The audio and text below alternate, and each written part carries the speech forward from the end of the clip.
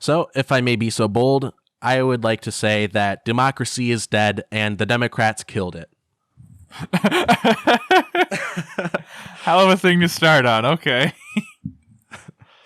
Yeah, I figured we'd start on something light. So Let's get the ball rolling, I guess.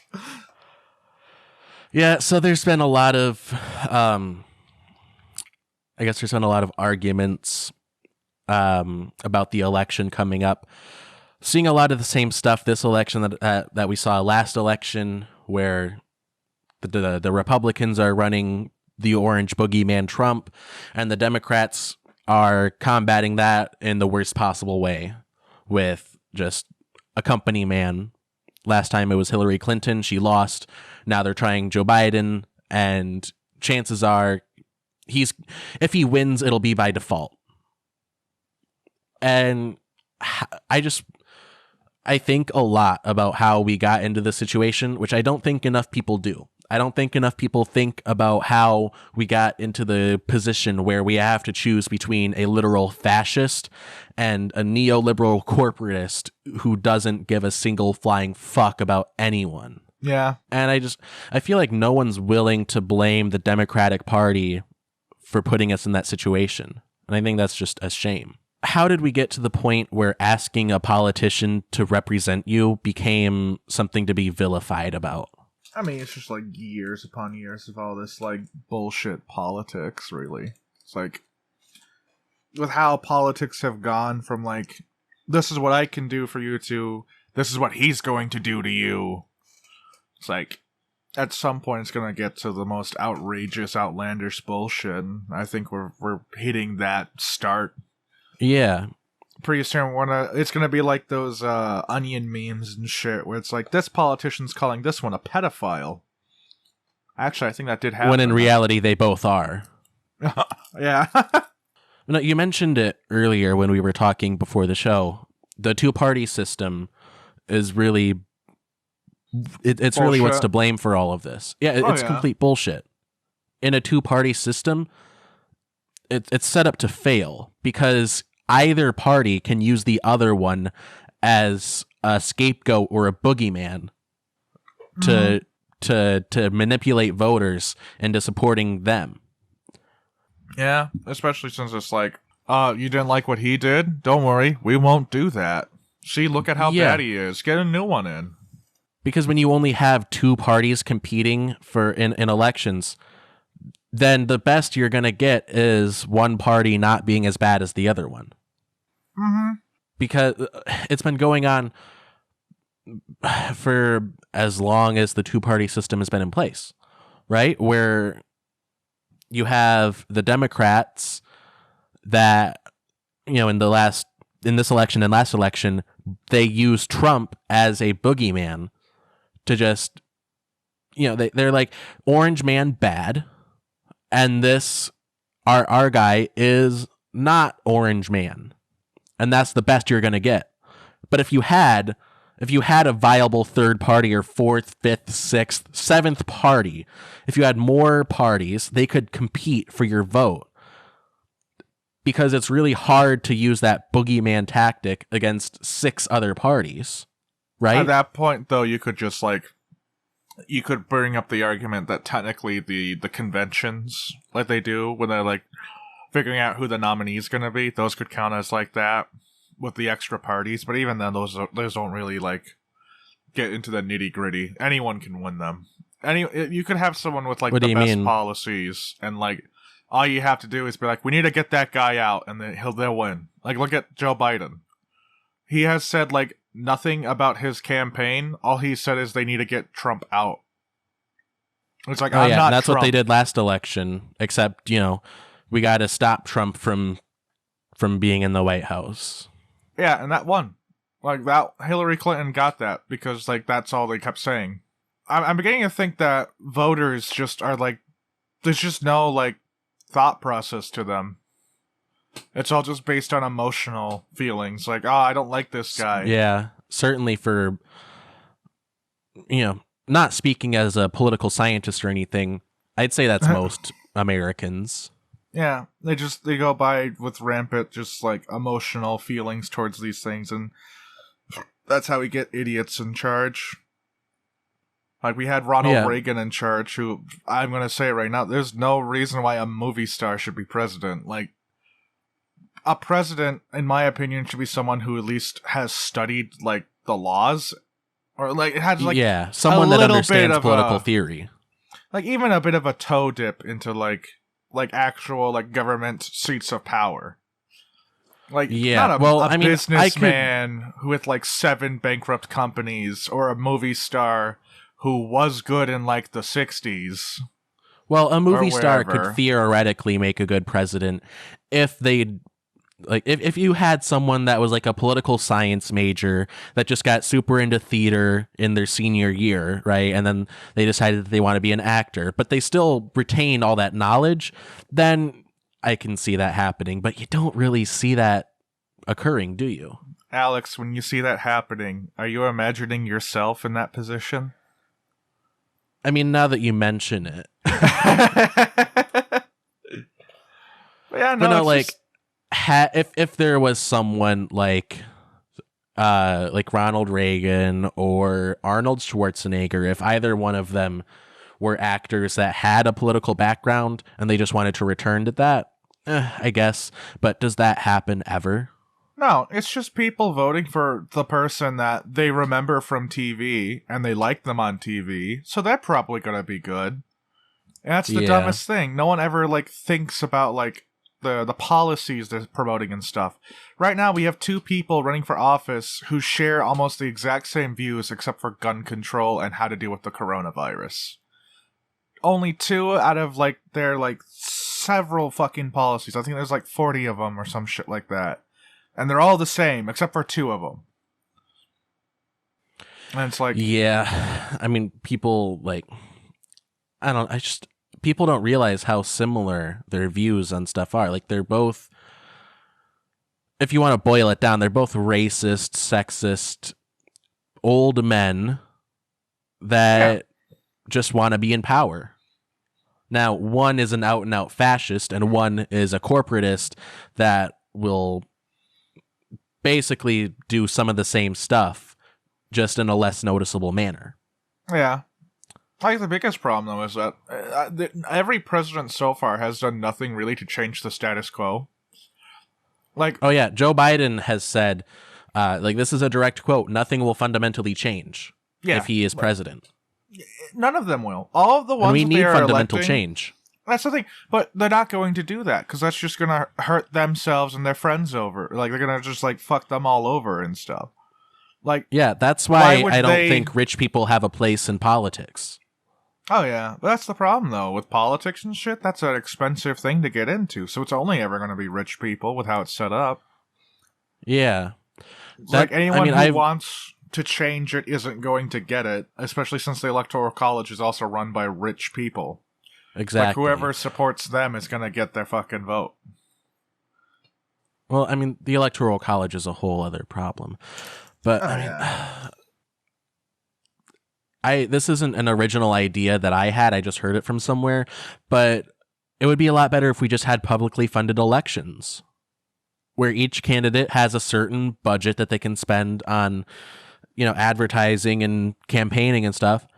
So they're on equal footing. It just depends on what they use it for. And, to an extent, it just depends on how good their ideas are. Oh, yeah. You can't just out money someone. At the very least, make it so you can't just get, large contributions from a select few wealthy people. Yeah. Like, every president so far. Yeah. I mean, no one talks about this, but, like, remember Standing Rock, where they were trying to build a pipeline through the Native American land? Yeah, I think they succeeded in it. Yeah, they, like, sent I think it was either, like, the military or, like, heavily armed police to basically break up the protests. And it was the same shit going on there that is going on now with the protests in cities all over, where you see, the police brutalizing innocent civilians simply for exercising their right to protest. Yeah. And before we get like hate mail or whatever, but I'm not talking about the riots. Obviously, I'm not talking about people that are burning down small businesses. I'm talking about the peaceful protests that are going on all over the country. Rightfully so, because the police just cannot get enough of shooting innocent, unarmed black people. Yeah, it's getting bad. I don't think anything's gonna really change though. If what Standing Rock has told us is that people will just forget and soon everything will be back to business as usual. That was a Democrat doing it. It was Obama, and Joe Biden was his vice president. Obama made it so Joe Biden was going to be the Democratic nominee. Seems like everyone forgot. That guy called Pete Buttigieg, Amy Klobuchar, all of the centrist neoliberal tubs of mayo, called them, told them to drop out of the race and get behind Joe Biden. Warren stayed in the race to split the progressive vote, and then they just combined their power to basically overthrow Bernie, screw him out of the nomination again, override the will of the people, just like last time, and Bernie took it like a bitch. Yeah, that's basically what happened. And that was no Republican was involved in that process. But we're expected to vote with them to get rid of the bad guy, and then everything's going to be hunky-dory at that point, and nothing's going to go wrong, and everything is going to be fair again. I've already told you this for like years that both parties are basically just the same thing. They don't want to change anything up because they're the ones that are getting all of the fucking like benefits from either one being in office. Oh, yeah. Well, they're all a just two-party powerful, system... rich people. A two-party system is just a one-party system with extra steps. Going back to what I was saying earlier, if we had a multi-party system, like how I think in the UK they have a wide variety of parties across the political spectrum. If you had a larger number of political parties, you wouldn't be able to use the boogeyman tactic that both the Democrats and the Republicans use. You wouldn't have one side saying like, "Oh, the other guy is a fascist." Oh, this, and then the other side being like, "Oh, they're going to take away your guns." You wouldn't be able to do that because you can't just be less bad than the other guy if there's 7 other parties, right? Yeah. Because what are the chances that all of the other parties are going to be terrible and you just edge them out by a little bit? There's going to be real competition to actually represent your constituents. Yeah, at least that's how it works in theory, I guess. Yeah, the problem though isn't just like it being just 2 parties though. At that point, it's how like for the past like many fucking years, I don't even know how many now. It's always been 2 parties just because they have the biggest cult following, basically. And I do mean like cult, like these people will fucking kill their firstborn child for their nominee. Like Republican and Democrat people, like there's normal people and then you get like the extreme ones, and it seems like nowadays there's more extreme ones. And it's like these people. Well, there's certainly extremes to the right. In the American government, there's no left-wing extreme. There's only right-wing extremist Republicans that push the Overton window to the right, and then the Democrats meet them halfway, so we get just a center-right government. Yeah, no, I mean like extreme as in like the voters. Like these people will only ever vote this one thing. Never, it doesn't matter what. Oh, like extremists, like for the party, not the ideology. Yeah, not the ideology. Yeah, these people are like they're like groupies. So like they follow around the band and everything. They're gonna like always support them no matter what they do. Yeah, I think there's certainly a large number of people that are like that, but I don't know. I think a lot of them, at least from what I've seen on the internet, so many of them are like that because they see no viable alternative, because there is no viable alternative at this point. I mean, sure, there's the Green Party and the Libertarian Party, but the system is rigged against those parties. They're not supposed to be able to win any major elections. They're not supposed to be able to win the presidency.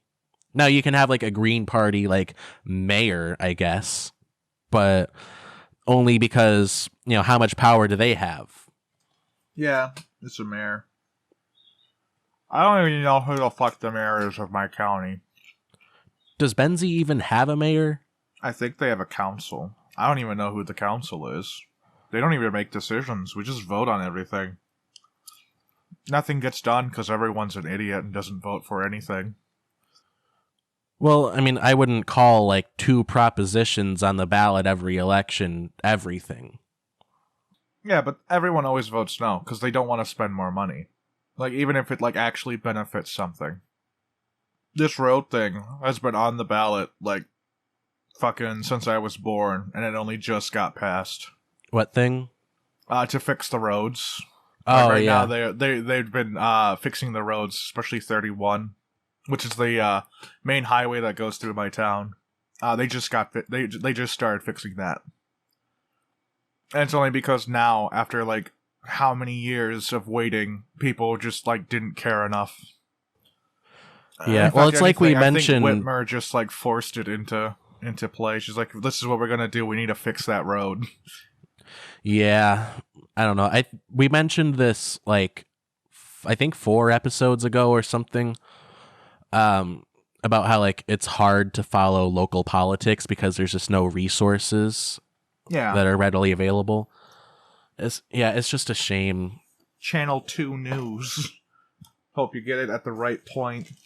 You get very little information because like when people are running for like local council, they don't have policy platforms. They just have like, I am a Democrat. I am for good things and against bad things. Or I am a Republican. I like guns and God and Christianity. My kid was the football man. And that's how you get town councils that are just made up of like just dumb cunts. That's all I can think of to say. Just generic nobodies that wanted to be in a position of power but didn't have the balls to actually get higher. I could be a council member. All I have to do is say I like the 12 gauge over anything else. Yeah, but I if mean, a you truck don't get loud. It ain't a car. Yeah, it won't get better though because no one cares about it, and no one cares about it because they don't see it getting better.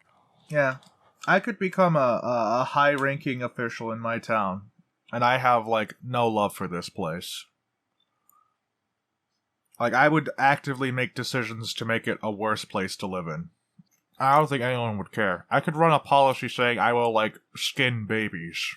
Yeah, just as long as you. As long as I stuck with one party or the other, you'd be fine. Yeah. I mean, shit. I could, like, tweet right now, like, a bunch of horrible stuff. Wait a year. Run for mayor. And I'll probably get it after they come out and be like, hey, he said all these horrible things. It's like, well, he said he's Democrat, though. Clearly, the Republicans invented that. Or clearly as long as you get past invented the primary... As long as you get past the primary, if you get your party's election, you can just pander to them till the cows come home, and you'll get their support no matter what if you wear the right color tie. Oh yeah, as long as people like think I'm like the big dick like emperor for them, like I'm gonna make all these decisions that improve their lives, which is just talk. No one ever is gonna make those decisions. Yeah. In fact, you just have to have a good silver tongue if you want to be a president. Because, like, how many decisions are actually done that they say they're going to put on the table? And it's usually the same thing. It's like, oh, they have to go past all these other things and stuff. And it's like, well, yeah, but don't their party, like, control most of it now? Shouldn't there be at least some decisions made? Well, Obama could have passed single-payer healthcare if he actually wanted to. Oh, yeah. Because he had the Democrats had a supermajority in the House and the Senate at one point. And he could have easily passed something like Medicare for all, or at the very least, a fucking public option. But they're not going to, because that will negatively impact their status quo. No, it'll negatively impact their donors. That too, yeah. Their donors control their policy platform. And if something goes against the profits of their sponsors, then they're not going to go for it. And that's why we don't have single payer in this country. Companies rule the country. And then that effect trickles down to the American people because they buy into this. They buy into the two-party system. They believe either that the Democrats are good and they do good things because that's their moral compass, and the Republicans are bad, or they believe that the Republicans are good and they believe in God and guns and freedom, and the Democrats want to take away those things. They don't realize that they're both parties are motivated by money. Yeah, it's very clearly just like just our for political show, too. discourse is broken. Yeah, like 100%, man.